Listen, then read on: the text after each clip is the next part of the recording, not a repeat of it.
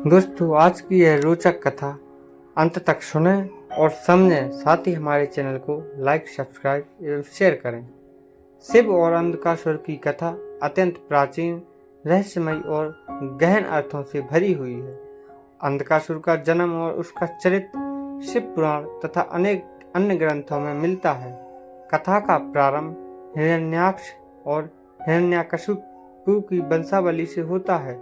दैत्यराज हिरण्याक्ष को जब भगवान विष्णु ने वराह अवतार में मार गिराया, तब असुर कुल में शोक और क्रोध का वातावरण बन गया। हिरण्याक्ष का पुत्र अंधकासुर था, किंतु उसका जन्म भी किसी असाधारण तरीके से नहीं हुआ था। कहा जाता है कि एक बार भगवान शिव पार्वती जी के साथ कैलाश पर विहार कर रहे थे। उसी समय पार्वती ने हंसी खेल में अपनी आंखें बंद कर लीं। जब पार्वती की आंखें बंद हुईं तो समस्त ब्रह्मांड अंधकारमय हो गया। उस अंधकार से ही एक भयंकर रूप वाला असुर उत्पन्न हुआ, जिसे अंधक कहा गया। यह अंधकासुर वास्तव में पार्वती की आंखों के अंधकार से उत्पन्न हुआ था, परंतु शिव ने उसे असुरों को सौंप दिया और कहा कि यह तुम्हारे कुल की वृद्धि करेगा।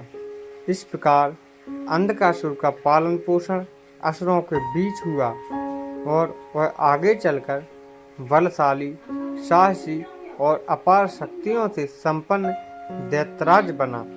अंधकासुर ने कठिन तपस्या कर ब्रह्मा जी को प्रसन्न किया और उनसे वरदान प्राप्त किया कि वह केवल तभी मरेगा जब वह देवताओं की कन्या पर बुरी दृष्टि डालेगा। इस वरदान से अंधकासुर अभिमानी और अत्याचारी हो गया। उसने तीनों लोकों में अपना आतंक फैलाना शुरू कर दिया। उसकी सेना असुरों से भरी रहती थी और देवताओं, गंधर्व, यक्ष, किन्नर सभी उसके भय से त्रस्त हो गए। उसने इंद्रलोक तक पर आक्रमण किया और देवताओं को पराजित कर दिया। सभी देवता शिव शरण में आए और विनती की कि वह इस असुर का संहार करें। अंधकासुर का बल इतना प्रचंड था कि बड़े बड़े देवता भी उससे हारने लगे। उसका स्वभाव अत्याचारी और क्रूर हो चुका था, किंतु जब उसे पार्वती का स्वरूप दिखाई पड़ा तो उसके मन में वासना का भाव जाग उठा। उसने पार्वती को अपनी शक्ति और सामर्थ्य से प्राप्त करने का निश्चय कर लिया। यही उसका पतन का कारण बना, क्योंकि ब्रह्मा से प्राप्त वरदान के अनुसार उसकी मृत्यु तभी संभव थी जब वह देव कन्या पर बुरी दृष्टि डाले। एक दिन जब भगवान शिव कैलाश पर पार्वती जी के साथ विराजमान थे, तब अंधकासुर वहां आया और पार्वती जी को पाने का प्रयास करने लगा। शिव ने उसे समझाया कि यह मार्ग गलत है, परंतु अंधकासुर अपनी दुराग्रह और कामना से पीछे नहीं हटा। उसने अपने विशाल असुरों की सेना के साथ कैलाश पर आक्रमण कर दिया। उस समय देवताओं और गणों ने मिलकर उसका सामना किया। युद्ध भयंकर हुआ। शिव गणों और अंधकासुर की सेना के बीच भीषण मारकाट मची। गर्पणी, कार्तिकेय और नंदी आदि ने वीरता से युद्ध किया, किंतु अंधकासुर बार बार अपने वरदान से पुनर्जीवित होता रहा। अंधकासुर ने पार्वती जी की ओर बढ़ने का साहस किया तो भगवान शिव स्वयं युद्ध भूमि में उतरे। उनके त्रिशूल से अनेक असुर मारे गए, किंतु अंधकासुर अपनी शक्ति और मायावी बल से बार बार जीवित होता रहा। कहा जाता है कि उसके शरीर से जितनी बूंदें रक्त की गिरती, उतने ही नए असुर उत्पन्न हो जाते।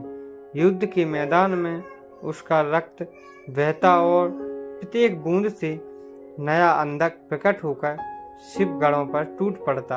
यह देख देवता भयभीत उठे। भगवान शिव ने इस संकट को भांपकर देवी चामुंडा को प्रकट किया। उन्होंने आदेश दिया कि अंधकासुर के रक्त की एक भी बूंद भूमि पर न गिरे। चामुंडा ने अपनी जिह्वा फैलाकर युद्ध भूमि में हर रक्त बूंद को पीना शुरू किया। शिव ने अपने त्रिशूल से अंधकासुर को घायल किया और उसका रक्त गिरते ही चामुंडा देवी उसे पी जाती। धीरे धीरे उसकी शक्ति क्षीण होने लगी और शिव के त्रिशूल में बुरी तरह फंस गया और छटपटाने लगा। तब भगवान शिव ने उसे अपने त्रिशूल पर उठाकर हवा में लटका दिया। अंधकासुर शिव के प्रचंड तेज को सहन न कर सका और अपनी मूर्खता का बोध हुआ। उसने शिव से क्षमा मांगी और प्रार्थना की कि उसे अपने चरणों में स्थान दें। शिव दयालु और करुणामयी हैं। उन्होंने अंधकासुर को क्षमा कर दिया। कथा के अनुसार अंधकासुर को शिव ने अपने गणों में स्थान दिया और कहा कि अब से तू अंधक नाम से मेरे गणों में सम्मिलित होगा। इस कथा का संदेश अत्यंत गहरा। अंधकासुर अंधकार का प्रतीक है। वह अज्ञान और कामना से उत्पन्न हुआ था। जब तक उसने अपनी शक्ति का प्रयोग अहंकार और वासना के लिए किया, तब तक वह विनाशकारी रहा। किंतु जब उसने शिव के शरणागत होकर अपनी भूल स्वीकार की, तब उसे मुक्ति मिली। यह कथा बताती है कि अहंकार और काम वासना ही प्राणी के पतन का कारण है। साथ ही यह भी स्पष्ट करती है कि ईश्वर करुणामयी हैं और शरणागत का उद्धार अवश्य करते हैं। शिव और अंधकासुर की कथा में युद्ध के दृश्य अत्यंत भयंकर बताए गए हैं। आकाश गड़गड़ाहट से गूंज उठा, पर्वत हिलने लगे, देवताओं के रथ चूर चूर हो गए, असुरों की सेना धूल में मिल गई। शिव के रौद्र रूप का वर्णन करते हुए कहा गया है कि उनकी तीसरी आंख से निकली ज्वाला से असुर भस्म हो गए। गणेश ने अपने पराक्रम से अंधक की सेना के बड़े भाग को तहस नहस कर दिया। कार्तिकेय ने अपनी शक्ति से आकाश मार्ग में युद्ध किया। नंदी और विरंगी ने असुरों को अपने गदा और शूल से रौंद डाला। यह युद्ध कई दिनों तक चला। अंततः जब अंधकासुर पूरी तरह शिव के त्रिशूल में बंध गया, तब वह पछता कर बोला, हे महादेव, मैं आपकी माया में फंसकर मूर्ख बन गया। मेरी वासना और अहंकार ने मुझे अंधा कर दिया।